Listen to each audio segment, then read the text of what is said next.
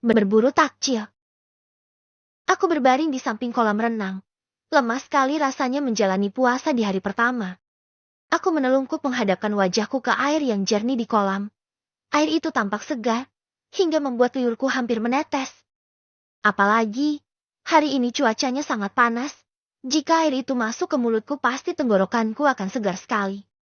Tanganku bergerak masuk ke dalam air, menyentuh air yang jernih itu. Segar sekali mengenai tanganku. Apalagi jika diminum.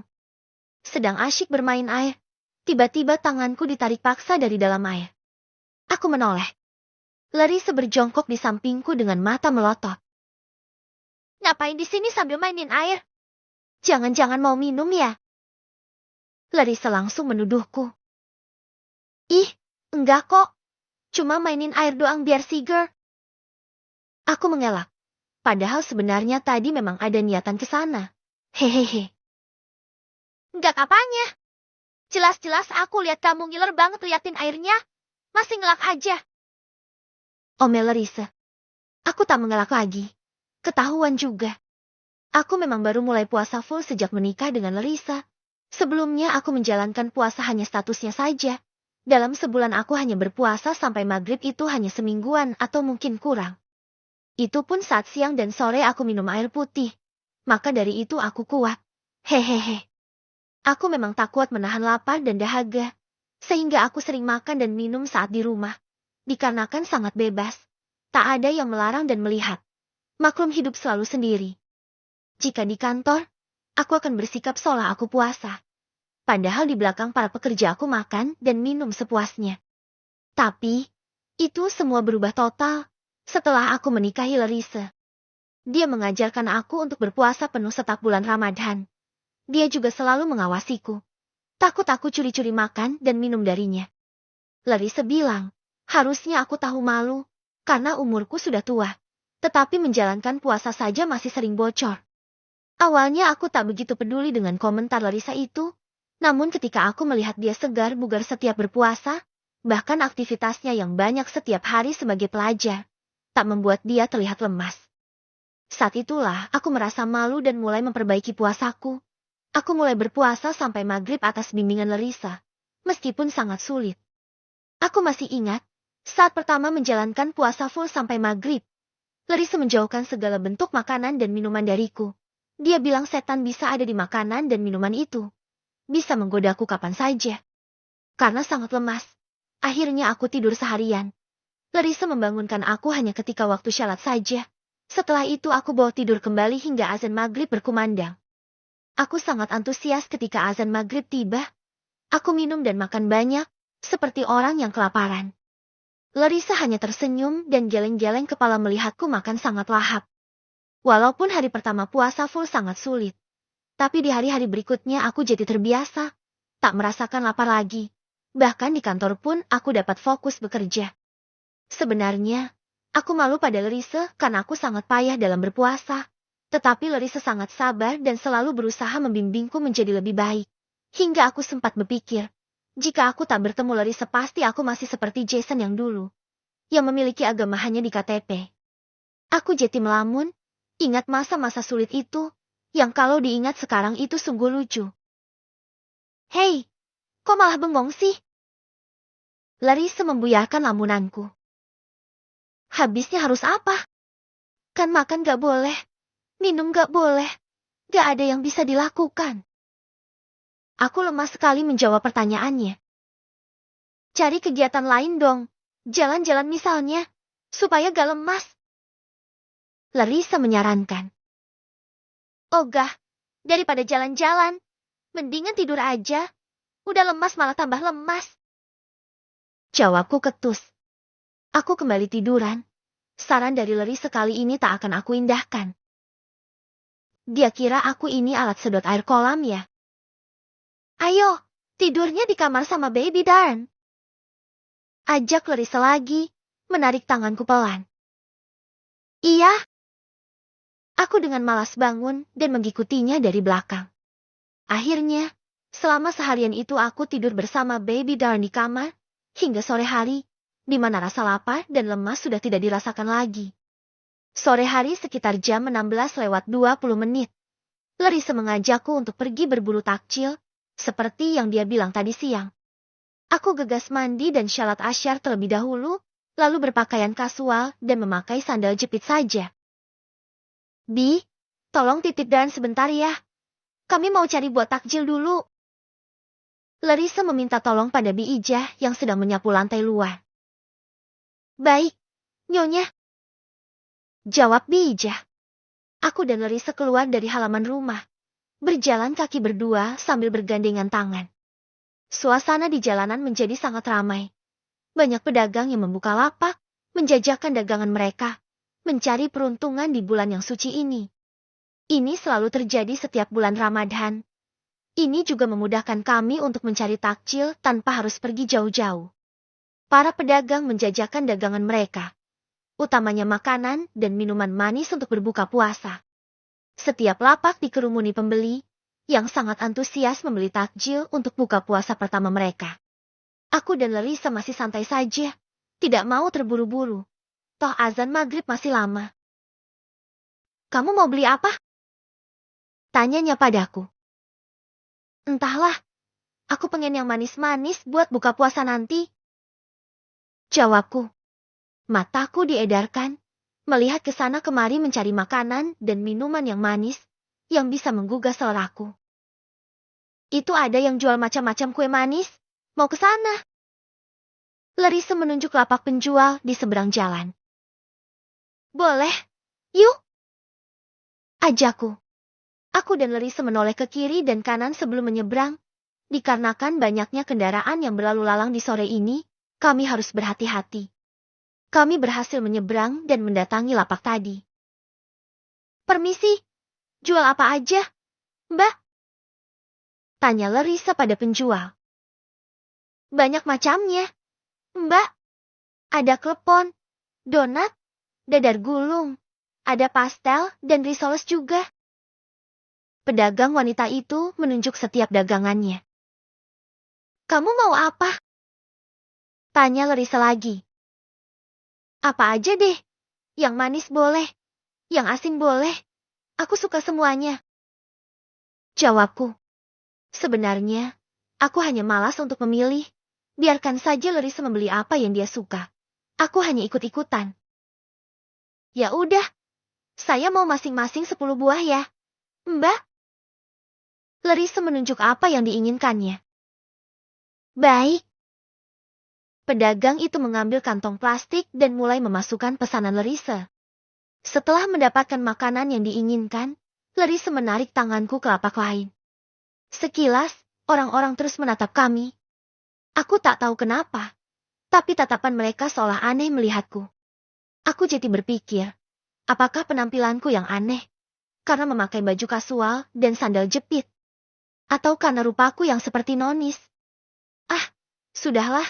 Aku tak mau ambil pusing, suka-suka mereka saja. Mas, saya mau satenya 1 porsi, campur aja ayam sama sapi. Larissa memesan sate. Siap, Mbak. Tukang sate memanggang daging-daging yang sudah ditusuki itu, mengipasinya dan membolak-balik sate tersebut agar matang sempurna dan tak gosong. Bau harum dari sate yang dibakar itu benar-benar menggugah selera. Rasanya ingin cepat makan. Sate memang memiliki bau yang sangat khas, sehingga dari jauh pun sudah bisa dikenali baunya. Aku sangat suka sate, sehingga Larissa membelinya. Mister asal mana? Tanya tukang sate. Usianya sekitar 40 tahunan, masih muda. Saya asli Indonesia. Jangan panggil mister, saya bukan orang Amerika. Jawabku. Tukang sate menatapku. Dia terlihat heran. Lancar bahasa Indonesia ya? Berapa lama di sini? Tanyanya, dengan ekspresi yang penuh dengan rasa ingin tahu. Aku tersenyum. Saya bilang, saya asli Indonesia, Mas. Lahir dan besar di negara ini, jadi fasih bahasa Indonesia. Aku menegaskan lagi jawabanku tadi. Kok bisa? Ya bisalah. Apa sih yang gak bisa? Mas aja bisa jadi tukang sate kok. Candaku. Si tukang sate terkekeh. Memangnya, orang yang wajahnya bule itu harus selalu warga asing. Sepertinya di negara ini banyak sekali warga lokal yang bule. Tidak hanya aku saja. Tapi kenapa masih banyak yang aneh saat melihatku? Setelah membeli sate, kami pergi ke lapak yang menjual aneka minuman segar. Larissa memesan 4 gelas minuman dengan rasa yang sama. Mau beli kolak atau sop buah ga? Tanyanya lagi. Buat apa banyak-banyak? Ini juga udah banyak yang dibeli. Gak akan kemakan. Cuma mubazir doang. Aku menolak. Ya, kali aja mau kolak atau sop buah gitu. Kalau mau kita beli. Mumpung masih ada tuh.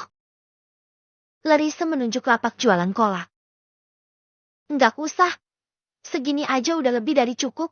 Cukup buat kita berempat. Jawabku. Aku memang tak suka banyak membeli menu takjil setiap kali berpuasa. Bukan apa-apa. Tapi karena memang sering terbuang pada akhirnya. Karena perut yang kekenyangan. Sekarang ada Bi Ijah dan Adnan. Kami bisa makan bersama mereka. Namun tetap saja harus membeli sewajarnya. Karena yang namanya perut orang berpuasa itu mudah kenyang setelah berbuka. Hari mulai gelap. Tampaknya kami sudah terlalu lama berada di luar. Dari masjid sudah terdengar orang-orang mengaji. Biasanya itu dilakukan sebelum azan maghrib dikumandangkan. Lampu-lampu jalanan juga sudah mulai menyala dan para pembeli yang tadi berkerumun sudah mulai berkurang. Aku dan Larissa memutuskan untuk pulang. Setelah mendapatkan apa yang kami inginkan. Tiba di rumah. Larissa menyiapkan takjil di atas meja makan. Bersamaan dengan makanan yang sudah dimasak oleh Bi Ijah. Nyonya, Tuan kecil menangis. Sepertinya mau menyusui. Bi Ijah membawa baby Darn pada kami. Bayiku memang menangis. Dia pasti ingin menyusui. Karena ibunya terlalu lama pergi. Larissa mengambil baby Darn dari gendongan Bi Ijah. Duh, maaf. Mami terlalu lama keluar ya sayang. Darn haus ya? Yuk mimi dulu. Ucap Larissa sambil duduk di kursi. Dia mulai menyusui anak kami itu. Bi, tolong panggil Adnan supaya buka di sini ya. Sebentar lagi akan maghrib. Titahku pada Bi Ijah. Enjeh, Tuan. Bi Ijah pergi keluar untuk memanggilkan Adnan. Sah, kamu makan duluan aja. Lagian kamu gak puasa. Jangan nunggu sampai maghrib. Baby Darn tetap butuh asupan nutrisi dari ASI kamu. Aku mengingatkan. Enggak usah. Lagian aku udah makan tadi siang. Nutrisinya pasti cukup buat Baby Darren. Aku pengen buka puasa kayak biasa. Meskipun aku gak puasa. Jawab Larissa. Aku membelai wajah Baby Darren. Dia anteng menyusu pada ibunya. Sayang, bisa tolong ambilkan kain atau semacamnya. Buat apa? Aku mau tutupi ini. Kan nanti Mas Adnan buka puasa di sini. Aku gak mungkin pamerin ini. Jawab Larissa sambil menunjuk pabrik ASI milik Darren. Oh iya, wait. Aku langsung pergi ke kamar tamu, di mana selalu tersedia handuk bersih untuk setiap tamu yang akan menginap di rumahku, lalu kembali pada Larissa dan memberikan handuk itu padanya. Larissa menggunakan handuknya untuk menutupi bagian sensitif pada tubuhnya. Dia masih punya rasa malu, walaupun mungkin Adnan sendiri tak akan mempermasalahkan karena dia ibu menyusui. Tapi, itulah yang memang aku inginkan. Tidak boleh ada yang melihat itu selain aku. Bi Ijah datang bersama Adnan beberapa menit kemudian. Duduk, Nan. Kita buka bersama. Aku mempersilahkan Adnan duduk. Adnan mengangguk dan duduk di dekatku. Memangnya, gak apa-apa saya buka puasa di sini. Masa iya seorang sopir buka puasa sama majikannya? Gak sopan saya rasa. Adnan terlihat sungkan sekali. Siapa yang bilang begitu? Bagi saya kamu bukan sopir. Kamu seperti adik saya. Jadi gak usah sungkan ya. Aku menepuk-nepuk pundak Adnan. Benar, Mas. Jangan sungkan begitu. Lagian Mas juga sangat baik sama kita. Anggap aja kita keluarga. Walaupun gak sedarah. Timpa Larissa. Adnan tersenyum. Malu-malu sekali. Oh iya, kapan nih rencana kamu mau lamaran? Tanyaku. Insya Allah semingguan lagi, bos. Niat kami maunya sehabis lebaran. Tapi orang tua dia maunya saya melamar lebih cepat. Katanya, supaya anaknya gak dilamar orang lain, karena banyak yang mau. Jelas Adnan.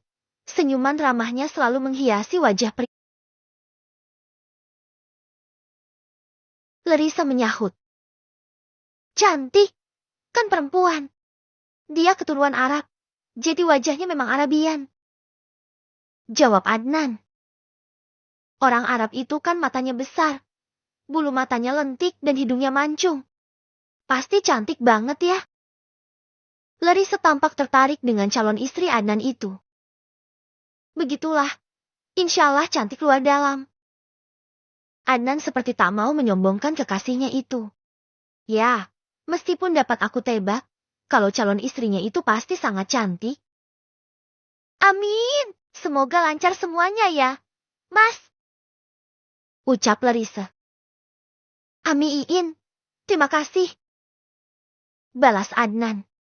Azan maghrib berkumandang. Kami buka puasa bersama di meja makan yang sama.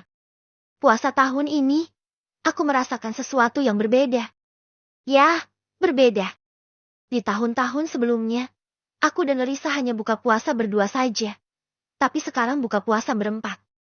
Tidak. Berlima. Dengan baby Darren. Semoga kita semua panjang umur, agar bisa tetap seperti ini di tahun-tahun selanjutnya.